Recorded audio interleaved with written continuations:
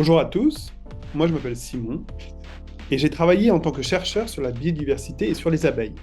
Je collectais des données, je faisais des analyses pour savoir comment les abeilles étaient impactées par les activités humaines.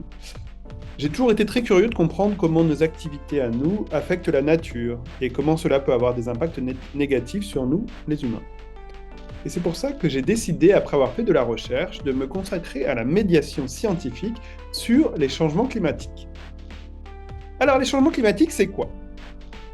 Tout d'abord, le climat, c'est l'ensemble du temps qu'il fait dans une région donnée sur plusieurs années. Par exemple, le fait d'avoir 4 saisons en France et qu'il fasse plus chaud sur la côte d'Azur que dans le nord de la France, ça c'est le climat. Par contre, le temps qu'il fait sur quelques jours, là où vous habitez, s'il pleut ou s'il neige ou alors s'il fait très chaud, ça c'est la météo.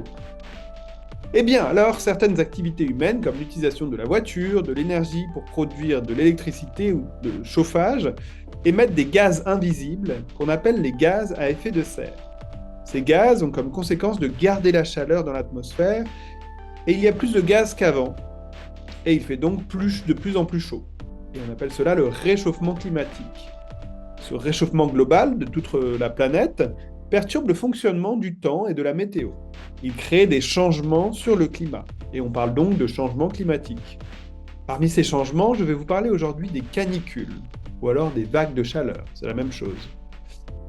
Quand il fait anormalement chaud, pendant une période de quelques jours, voire quelques semaines, avec des nuits très chaudes où cela peut devenir même compliqué de dormir, on parle de canicule. Ces épisodes peuvent arriver plutôt en été, mais deviennent de plus en plus fréquents, et ça se peut qu'ils arrivent en juin ou en septembre. C'est donc possible que vous soyez à l'école pendant un épisode de canicule. Et ce que je sais, qui est très important pour tout le monde à l'école, c'est la cour de récréation. On peut y jouer, faire du sport, discuter avec ses copains et ses copines.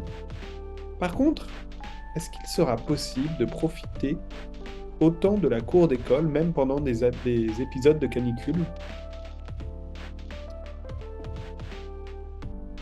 Comment répondre à cette question? Alors, je vais vous demander de faire plusieurs choses.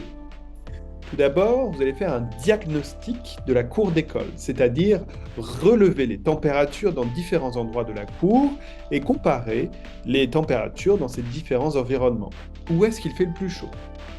Ensuite, représenter les différents espaces avec les arbres, les abris, les points d'eau s'il y en a, mais aussi interroger vos camarades sur leur utilisation de la cour d'école.